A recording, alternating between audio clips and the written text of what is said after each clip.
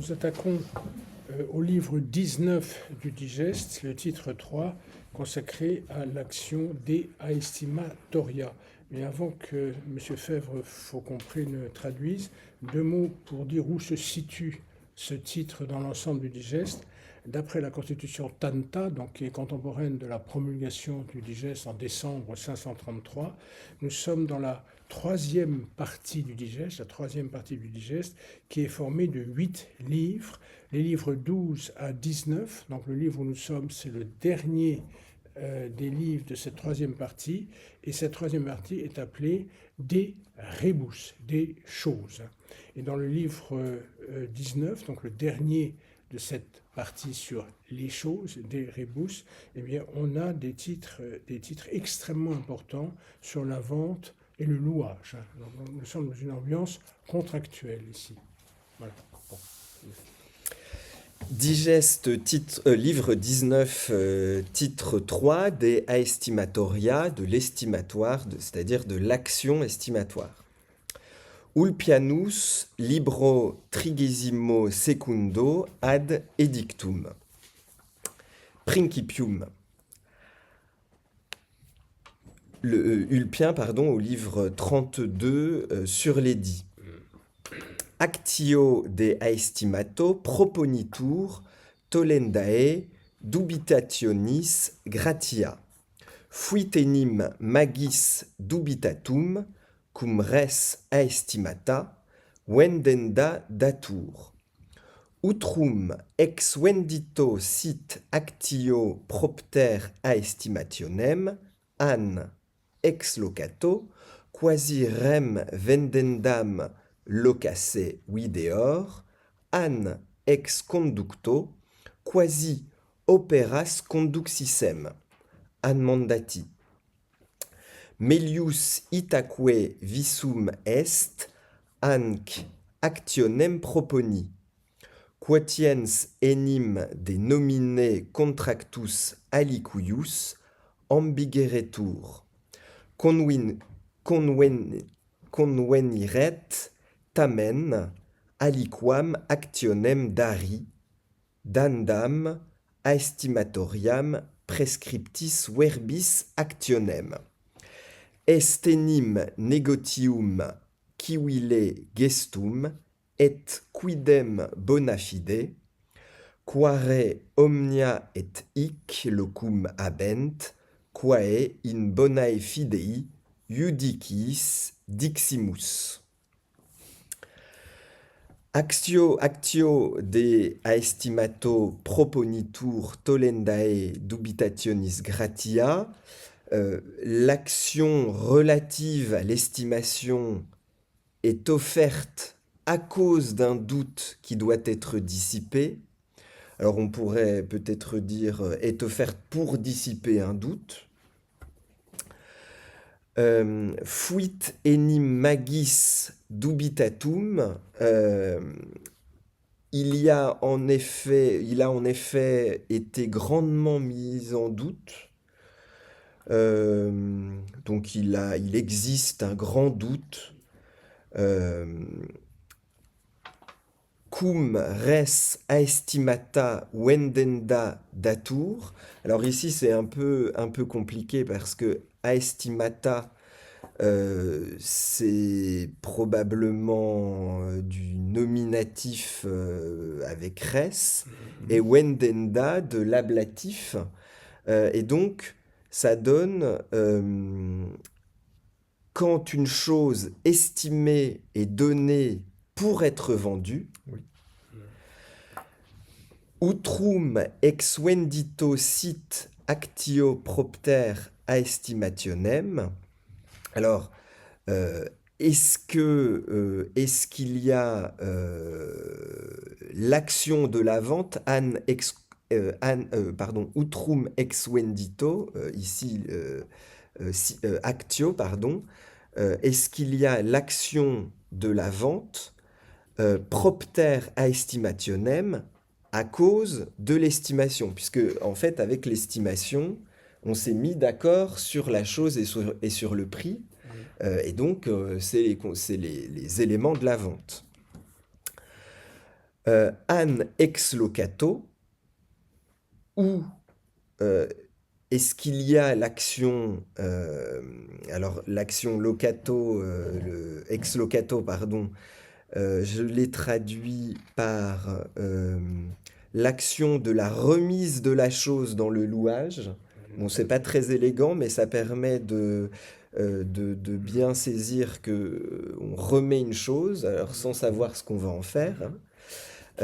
L'action de la remise de la chose dans le louage, quasi rem vendendam locasse videor, comme si j'avais donné ou j'avais remis la chose par contrat de louage pour qu'elle soit vendue. Et donc ici, on est dans l'hypothèse d'un louage d'ouvrage où le locator remet une chose pour que le conductor accomplisse une prestation. Et donc là, la prestation, c'est vendre la chose. An ex conducto quasi operas conduxissem, où est-ce qu'il y a l'action où est-ce qu'il y a l'action de la prise à bail, comme si je prenais à bail des services, ou plutôt des journées de travail. Operas, désignant la force de travail, le service. Et donc là, l'hypothèse, c'est est-ce que vendre la chose, c'est un travail sale? Enfin, le fait de la prestation consistant à vendre la chose estimée est finalement l'exécution d'un contrat de travail. An mandati, où est-ce qu'il y a l'action du mandat? Bon, là, on n'a pas d'explication pourquoi c'est un mandat, mais on comprend assez bien.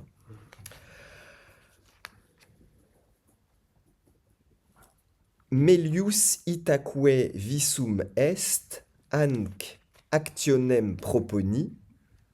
C'est pourquoi il est apparu préférable, Melius, d'offrir cette action, entre guillemets, l'action des aestimatoria.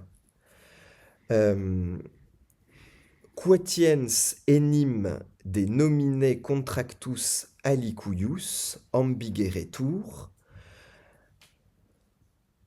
Toutes les fois qu'il y avait un doute au sujet du nom d'un contrat, donc c'est la qualification du contrat qui pose problème, conveniret tamen aliquam actionem dari, tamen mais qu'il convenait de donner une action. Dandam aestimatoriam praescriptis verbis actionem. L'action estimatoire pour les paroles prescrites devait être donnée, donc j'ai traduit littéralement, hein, mais l'action praescriptis verbis, c'est une action qui est bien connue, qui est une action qui est donnée par le prêteur, mais qui semble pas avoir été intégrée à l'édit, si je ne me trompe, et qui sanctionne en réalité ce qu'on appelle les contrats innommés, c'est-à-dire des contrats qui ont commencé à être enfin des pactes qui ont commencé à être exécutés, et donc la première prestation, l'exécution de la première prestation oblige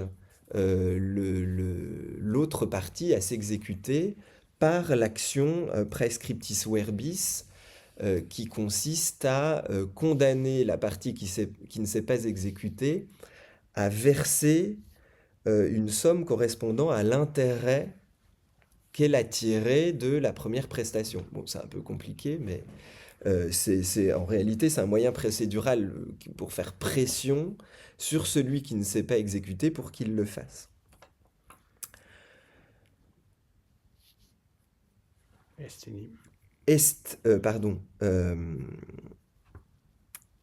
Estenim negotium civile gestum et quidem bona fide, car il y a une opération, une affaire civil. Alors là, j'ai pas tout à fait saisi le sens de ce kiwilé. Civil, exécuté de bonne foi.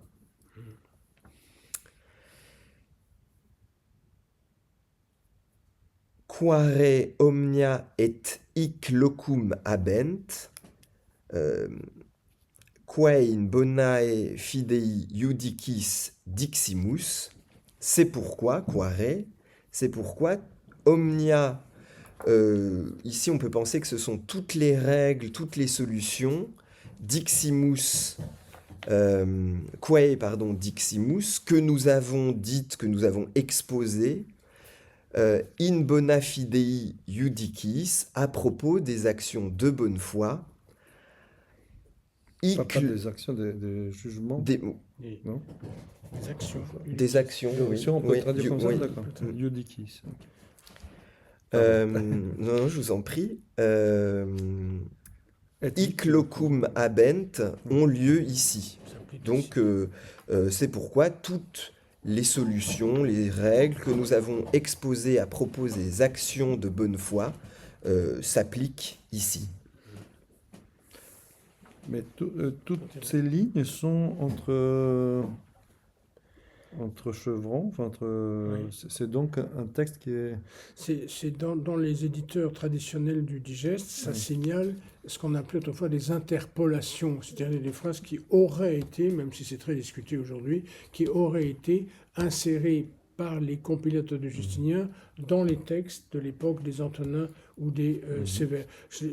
On les a laissés ici pour rappeler que ça existe, mais encore une fois, c'est pas la peine d'entrer dans ces discussions des interpolations. Il y a une littérature immense là-dessus, il y a des centaines d'ouvrages qui ont été écrits là-dessus, mais c'est simplement parce que c'est un document historique comme un autre, hein, cet intérêt pour les interpolations. Je voulais juste aussi ajouter une chose sur le magis qui est au début... Ah oui, magis dubitatum. Dubitatum. À mon avis, ce magis doit être relié à utrum an. C'est-à-dire qu'on ne savait pas si c'était davantage, si ça relevait davantage du ex vendito ou plutôt du ex locato ou ex conducto ou mandati. Là Ulpien rappelle les controverses qui ont dû durer pendant très longtemps, peut-être des siècles, entre les juristes. Dans un cas de ce genre, je vous donne quelque chose, on fixe la valeur, par exemple une voiture, on dit qu'elle vaut 1000, et vous êtes chargé de la vendre. Si vous la vendez plus, vous empochez le surplus, et puis sinon vous me la rendez telle qu'elle est, si vous n'arrivez pas à la vendre. Donc on s'est demandé quel type de contrat c'était. Est-ce que c'est un mandat, je vous charge de vendre? Est-ce que c'est un contrat de louage de service, je vous paye un salaire pour que vous la vendiez? Est-ce que c'est un louage d'ouvrage, je vous confie la chose pour que vous appliquiez un travail, une industrie sur la voiture en question? Ou est-ce que c'est un contrat de vente? Est-ce que je vous ai vendu la voiture? Donc on a dû discuter, on a perdu tout ça, parce que tous les livres qui n'ont pas été insérés dans les gestes ont été perdus. Donc on a perdu tous les arguments des juristes qui s'opposaient sur la qualification, le nom de ce contrat. Et finalement, le prêteur, qui est approuvé par Ulpien, a décidé de donner une action spécifique dans ce vide du droit, cette lacune du droit. Et comme vous l'avez très bien dit, c'est la théorie des contrats non nommés, des contrats innommés, des contrats qui n'ont pas de nom, mais qui méritent quand même la sanction du droit, méritent de pouvoir être tranchés à l'aide d'une action en justice, même s'il n'y a pas de nom repérable, s'il n'y a pas dans l'édit du prêteur trace de cette opération. Oui, monsieur. Est-ce qu'on pourrait traduire le domaine là, par la nature? Je crois qu'on avait vu un fragment un peu similaire. Où, évidemment, on est dans le cadre des contrats innommés, donc le nom c'est important. Ce mot est important, mais le mot nature fait toujours un peu peur à cause justement de cette polysémie du mot nature selon les contextes. Donc c'est difficile à manier comme notion. Mais là, je crois que nomen, c'est vraiment dans l'édit du prêteur, dans cette liste des voies de droit, il y en a qui sont nommées, l'action de vente, l'action de louage, l'action de mandat, et puis il y en a qui ne le sont pas. Nature me ferait un peu peur, mais pourquoi pas, hein, si vous le justifiez, vous pouvez parfaitement l'utiliser. Hein, oui, si on avait voulu rendre ça peut-être plus moderne, on aurait dit il y a un doute sur la... Alors je ne sais pas si c'est doute En tout cas, il y a une difficulté sur la question de la qualification. La qualification me paraît moins dangereux parce que c'est un mot très juridique et c'est vrai que ça touche à la nature, la qualification. Alors, il y a eu un grand doute sur la qualification de cette opération. Et ce sont des débats qui sont qui sont très modernes parce qu'aujourd'hui, il y a des contrats dont on se demande, par exemple le coffre-fort, on se demande si c'est du dépôt, du louage de choses ou de services. Et finalement, c'est un peu tout à la fois. C'est pas facile à trancher, oui. Voilà. Et à propos de negotium civili gestum, pour justifier le choix du prêteur d'avoir créé cette action ad hoc pour l'aestimatum ou l'aestimatio, eh bien, ça veut dire en effet une affaire ou une opération de droit civil a été faite là, parce que c'est une allusion à la distinction entre les actions in ius et les actions in factum. Ça nous emmènerait trop loin d'en parler maintenant. Une summa divisio des actions en droit romain.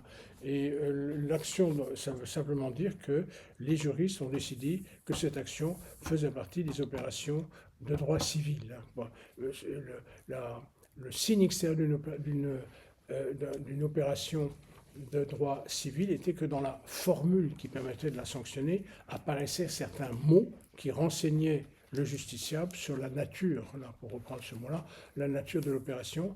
Par exemple, dans l'intention, comme vous avez dit, un des paragraphes de la formule d'action des actions dites civiles, eh bien, on voyait soit le verbe opportere, quand il y avait opportere, aussitôt ça renseignait le justiciable, on est dans une opération de droit civil, ou en droit des biens, quand c'était une action réelle, quand on voyait ex iure quiritium, une chose appartient au demandeur ex iure quiritium en vertu du droit des quirites, aussitôt c'était un signal qui disait que l'opération, le procès relevait du droit civil, mais sans qu'on sache exactement ni l'époque où c'était arrivé, où cette formule a été inventée, ni pourquoi. Mais en tout cas, c'était le dernier état de la question. Et ça s'opposait aux actions in factum, parce qu'on a les actions in factum, les actions axées sur un fait, ou axées seulement sur un fait, on ne voyait pas le verbe opportere, et on ne voyait pas apparaître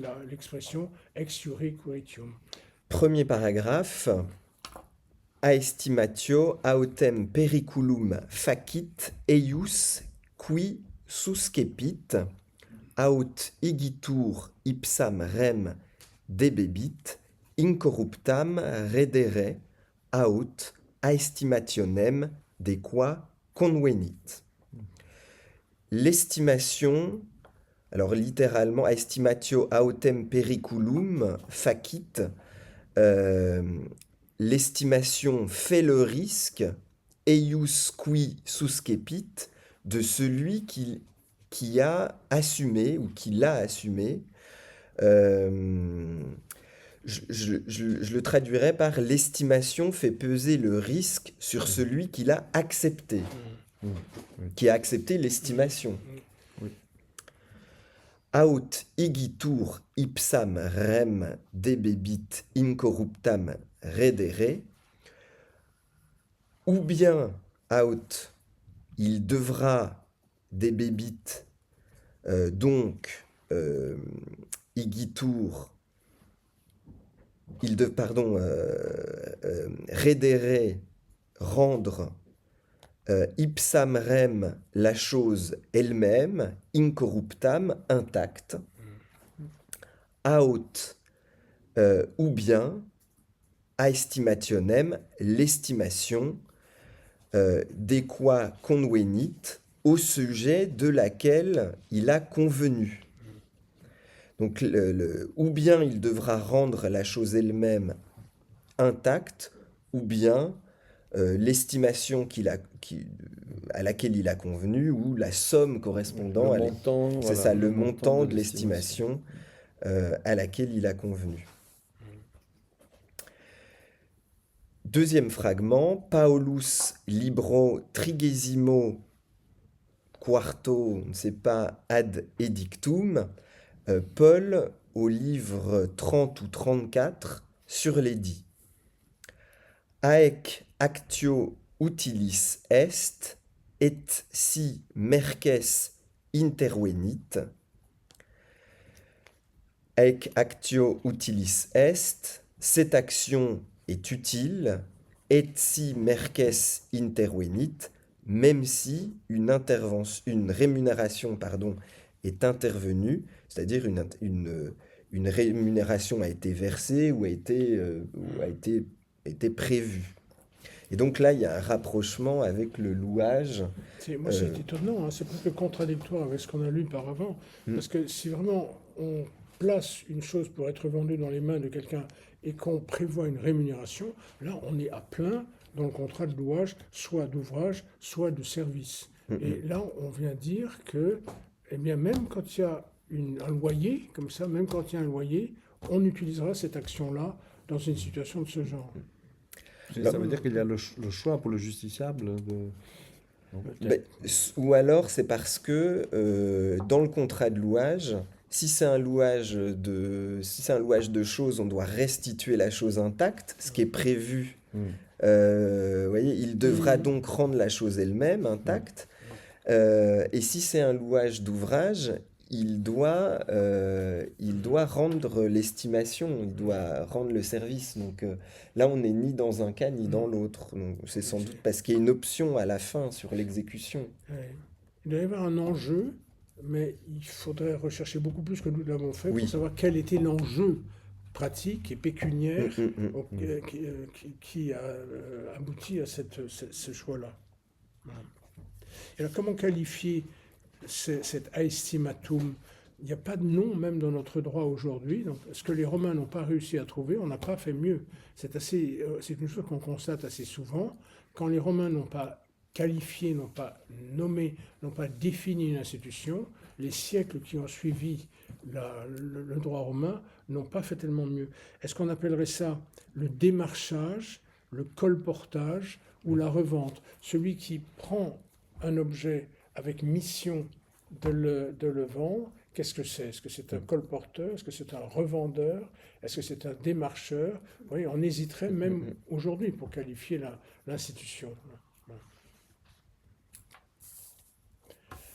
Bon, mais merci beaucoup. Merci.